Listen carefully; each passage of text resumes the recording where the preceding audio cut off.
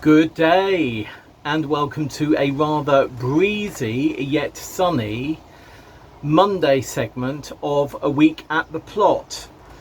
And I had quite a bit planned for the plot this week, quite a bit planned.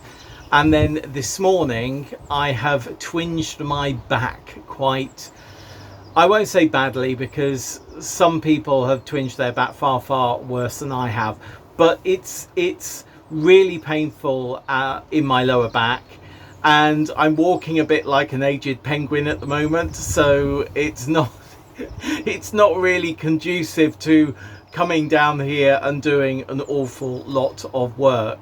So I'm glad that yesterday, Sunday, I did get on and do a few things here, because it's going to be more challenging this week. I was going to go down to Osterley tomorrow, but I think driving for 2 hours in a car and back, I just don't think that's going to work. So I think I'll have a day at my desk tomorrow and speak to Vanessa and do things virtually. Though it's a shame, because I wanted to be at something she's going to be doing tomorrow. But anyway, health comes first. So I think I am just going to show you some of the germination that is happening in the polytunnel. I'm really pleased that it was not the compost. It certainly wasn't. It was just, I think, the cold temperatures that we were having and the changes in temperatures, because even one of the courgettes that we sowed a couple of months ago has overnight germinated today. So let me just go into the poly and show you what's going on in there. Here we are at the front. We've got 2 courgettes. These are from the first sowing and are doing really well. I'm hardening them off. They're not going under any cover now. I'm hardening them off. If you have a look at this one, and you see that there's flowers beginning to develop in there. And then the first pricking out of tomatoes are at the back and just here. And then the second pricking out were at the front. These are what we got. We've got red ox heart at the back. We've got Amish paste. And then we've got Brad's Atomic Kitten as well. So we've got 5 Brad's Atomic Kitten. So yeah, pleased with those. And then can you see in the middle here, that's the courgette from the initial sowings that we did several months back, that germinated overnight. In this tray we've got black crim at the back and Amish paste at the front. This is from the second sowings. And then I've noticed also today the germination here, which is pink Bulgarian. Nothing in the second sowing of Guernsey Toms yet. All of the second sowing of courgettes have germinated. Even this one here, I can see it just nudging through the compost. Those are salad leaves that I was given by plot neighbour that I need to prick out and pot up. This one, this solus one in this tray, this was a whole tray of Guernsey Toms from the original sowing, but we do have one that is growing, which is great. Salad leaves here, outrageous lettuce at the front and lobjoy's green at the back. There is a little bit of germination just here in this one. Obviously you can see what's here. Those do look rather green for outrageous lettuce, but maybe I've got the label the wrong way around. But I do know they're salad leaves. And then most of these are the second pricking outs of tomatoes. So we've got, I think there's 1 pink Bulgarian, and there's Amish sherbet, black crim, and soldaki. So actually it is clear when we look that it was the cold weather that was halting germination and not the compost, which I'm really pleased about. And of course these are actually in the same compost and are growing on well, as you can see. What I am doing is just brushing them over like this twice during my visits to the plot, just to strengthen them up. And if you do that, that is good as well. Let's come over here and do these. Just that little bit of movement gives them oh, we better strengthen our stems. Of course, in the natural environment, the wind would be doing that, but in a polytunnel, we only get the wind if the door is open and the wind is coming in. Anyway, lots to do out there, which I will do another day. I'm going to leave it there, and I'll see you very soon. Bye. Good day. It's now Wednesday, about 5:30. I've just come down to my shed, and eggs. One's cracked, so we'll be using that quickly, but look how enormous they are. Very nice size. I think those are extra large, and those are from the chooks that we hear when I'm doing things on the plot. Oh, me back. Tidying to do in here, one of the jobs for this week. My back is better, getting better, but it's still achy. Last night I was in chronic pain when I woke up about 3 o'clock in the morning, but hey ho. As you can see, it's sunny, but if we look up there, grey skies. The reason I came into the shed primarily was it just started raining again. We've had a good couple of hours of regular rain, but you know what, everything is looking very jolly because of that. And these train driver mountain range at the front here, the Manche 2/P, are really going for it. I'm sort of, oh, we want rain, but I don't want too much rain for that garlic. But hey ho. The potatoes have largely recovered from that biting of frost. These over here I think were smaller anyway, but they seem to be struggling a bit. Yet the carrot, the London market carrot that we overwintered, that's doing absolutely fine. I will be adding more compost to this in the next day or so. Sorry, I'm pausing because I was wondering when I'm going to be able to do that. I'm also wondering about getting back up again. Oh, hey ho. But everything is looking very lively. I've opened the polytunnel but haven't had a... Oh, look! Can you see the thornless blackberry has started flowering? Oh, that's a very nice sight. And there's gooseberries coming on the gooseberries, not surprisingly.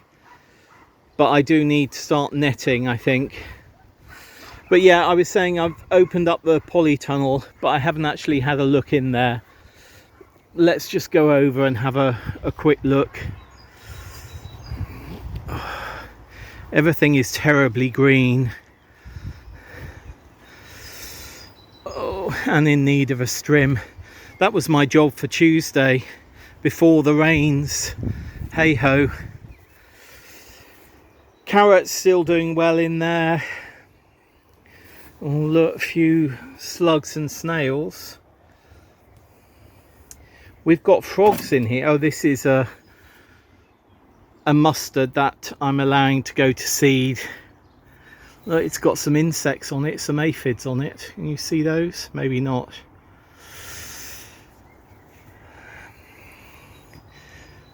Things are beginning to look okay in here now. I think you can see how seedlings bend towards the light, particularly at the back.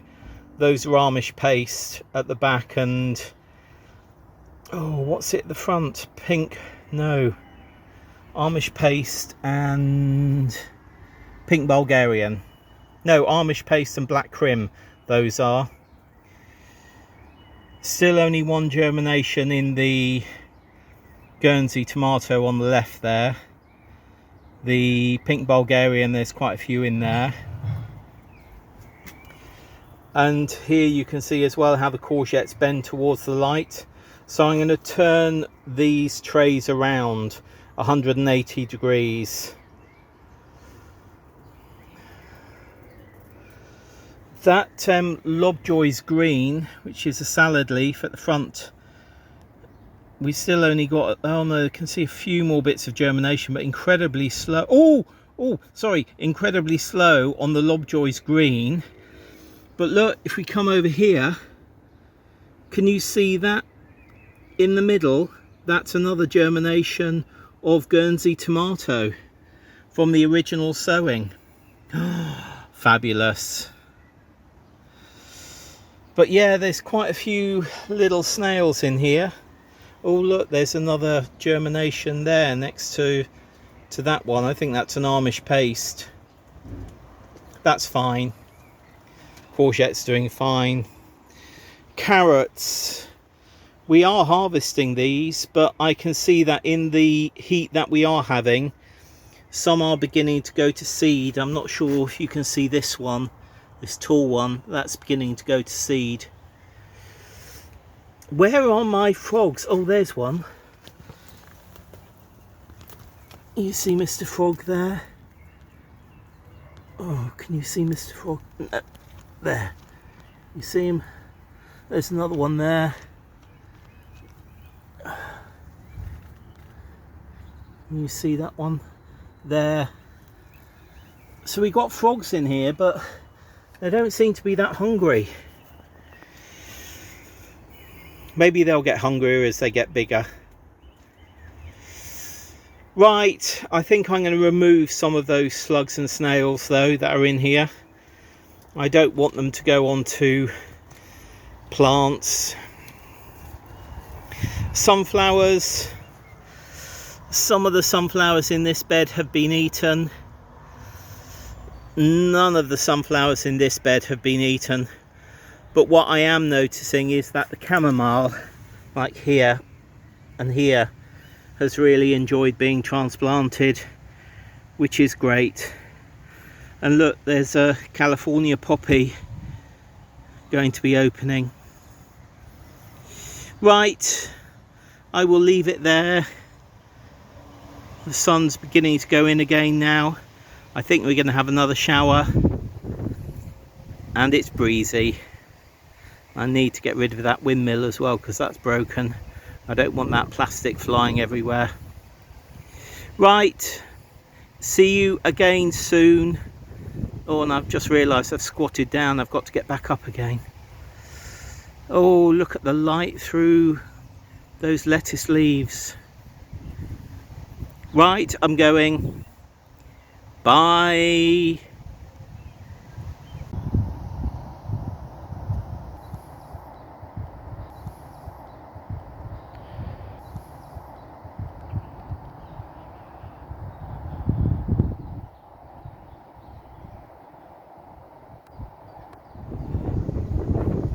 Good day on a rather breezy Thursday. We're in the gardens of No, we're not. We're in the gardens of Osterley House. Just come through the entrance. It's a National Trust property. Pretty amazing. You've mostly seen it in films and things. There's Richard. That's where the river starts over there. But look at this. Isn't this just gorgeous? Just gorgeous. And our walk today is going to take us down that path through to their kitchen gardens and then right around the perimeter of this area. Right around there I can hear ducks or geese at the moment, and then down beyond that other guy over there, and then back in front of the house. Remarkable. We're now in the cutting garden where they grow flowers for the tables of the cafe and things like that. Just glorious. Love that greenhouse over there as well. Wouldn't mind one of those. And now we're in the vegetable area. Not a lot going on at the moment. I'm sure if we come back late summer it'll be very different. But look at these beds. Look at these iris.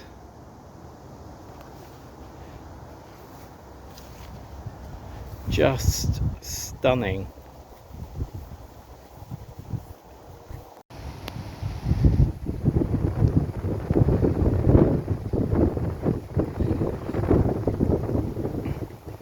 See you again soon.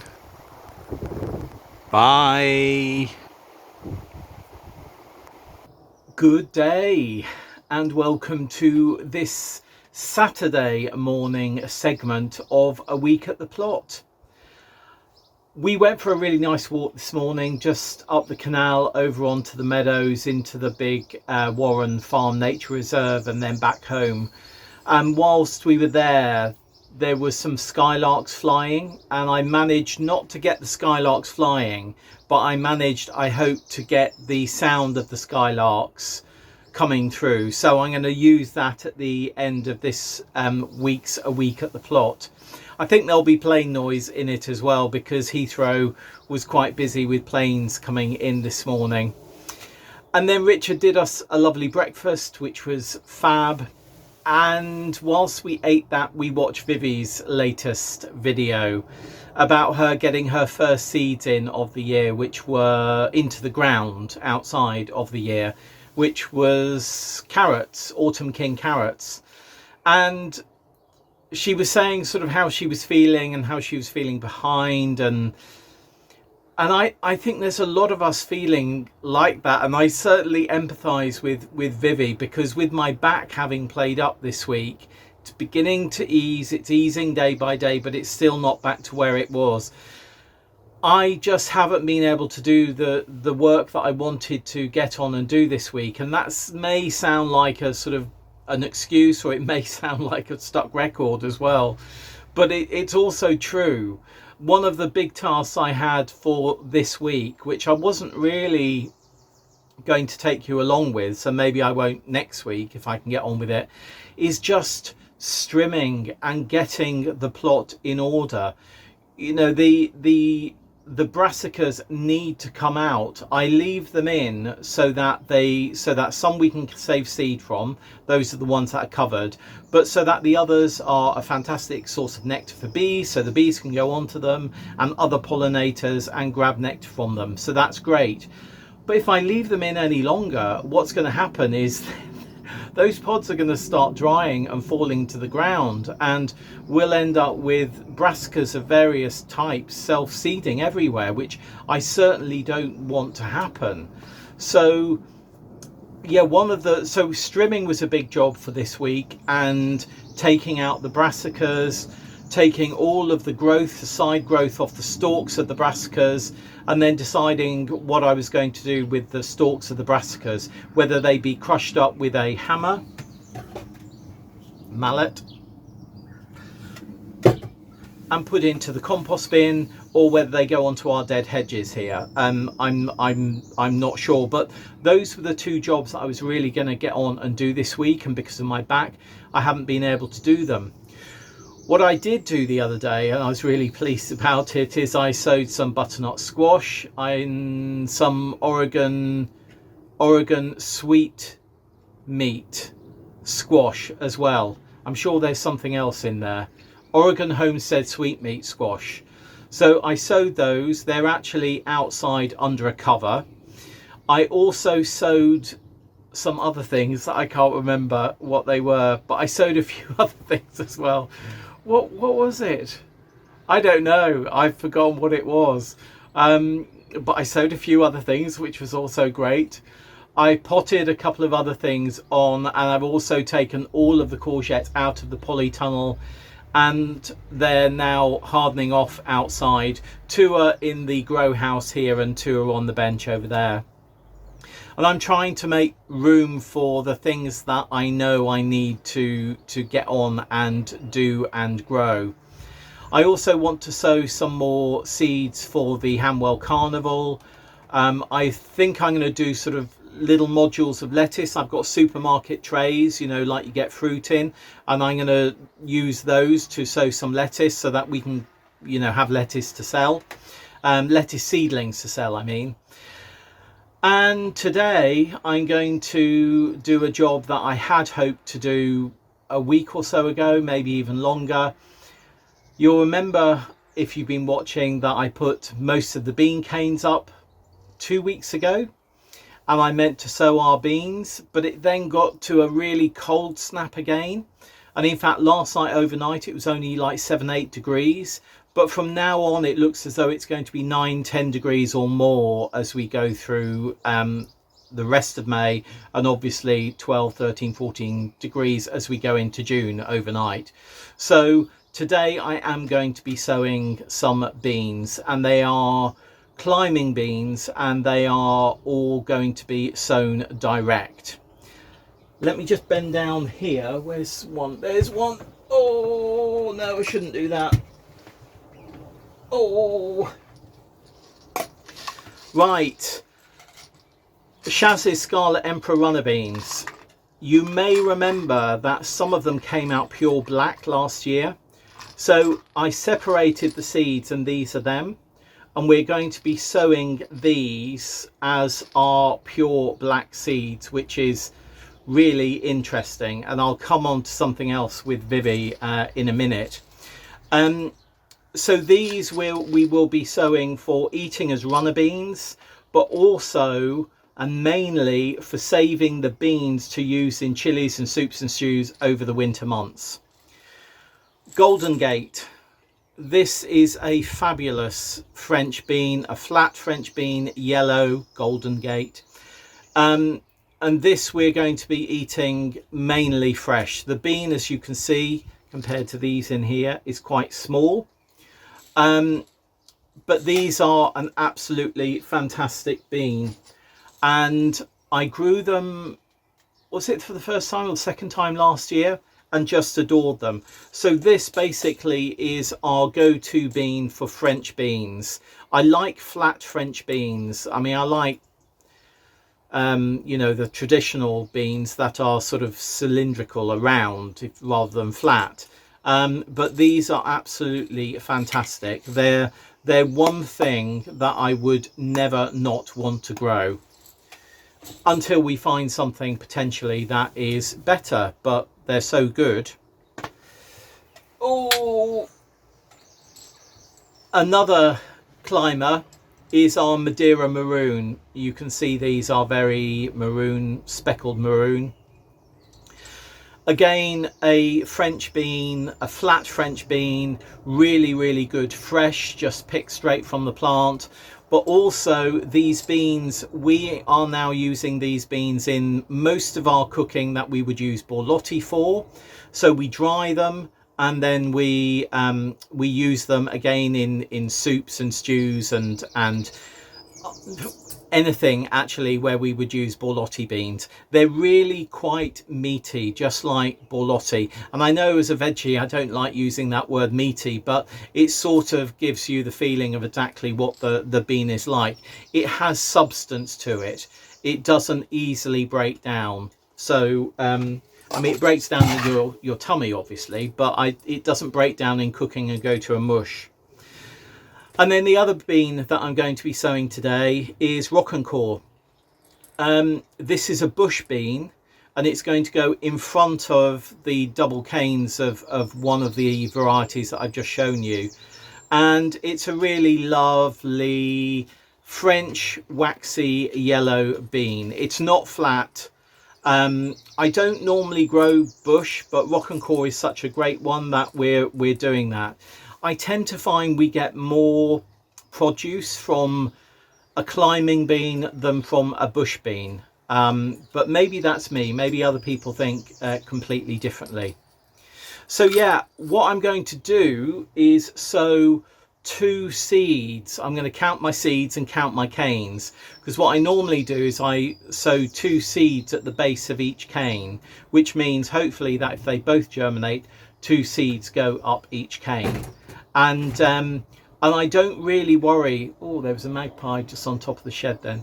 I don't really worry about cross contamination of beans, because I don't.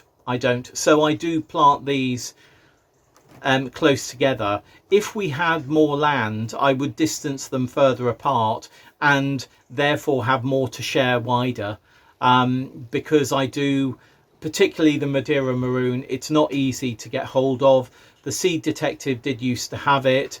It used to be in the Heritage Seed Library as well through the Seed Detective, but I've noticed that it hasn't been in their catalogue this year and potentially last year as well. But for me, it really is a fabulous bean. Look, I'm waffling. Let me just get on and show you what I'm going to do. This is where the beans are going to be going. But I did notice, I'm not sure if you can see, I've literally been shortchanged in some of the bamboo canes I bought. So I bought this size here, and these are, well, what's that, a foot shorter? So I've literally been shortchanged. But what I'm going to do is put a brace across here and tie them in, and that will keep them relatively sturdy. And then as the beans get up to the top, they'll wrap around the top cane anyway and anchor everything in.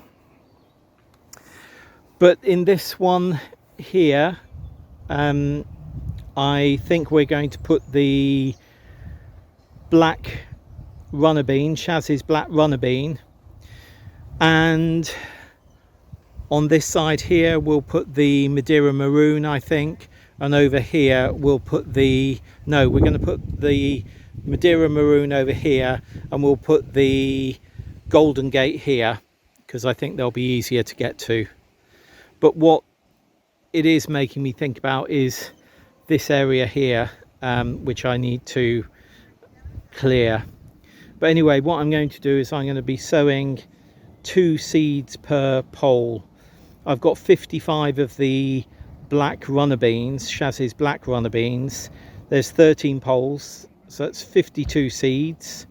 So I'll have 3 seeds spare, and I'm going to keep them in contingency for another year in case things don't go well this year. Right, I'm going to get sowing.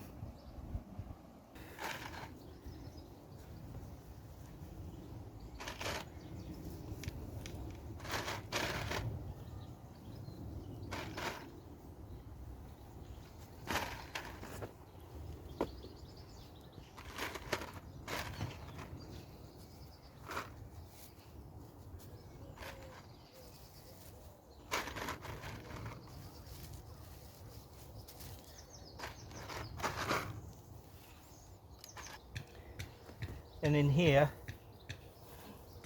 I'm putting Rocquencourt, which is the bush bean.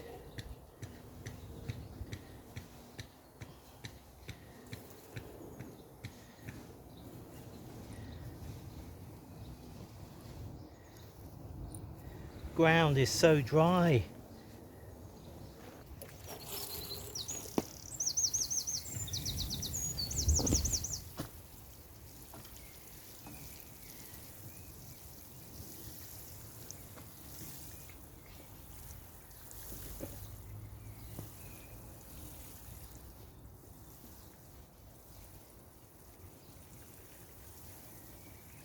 I am actually sitting in the shade of our red umbrella because it is so hot. It must be 20 degrees or more at the moment. The temperature has really picked up since we went out this morning when it was about 9 degrees for our walk along the canal. But that was expected. It was said that we'd get up to maybe 22 degrees, so who knows. And of course, doing exercise in this weather, even if it's just sort of bending down and stretching and all of that, even though it's great with my back, it's not good to be doing that without a hat on. So I should have brought my hat, but I didn't, so there we are. But I'm pleased to have got those climbing beans in, the climbing French beans. That's really great. 3 varieties. The Rocquencourt's in now, so that's really good. I've given everything a really good water, and I'm going to have my cup of tea. Well-deserved cup of tea, I think.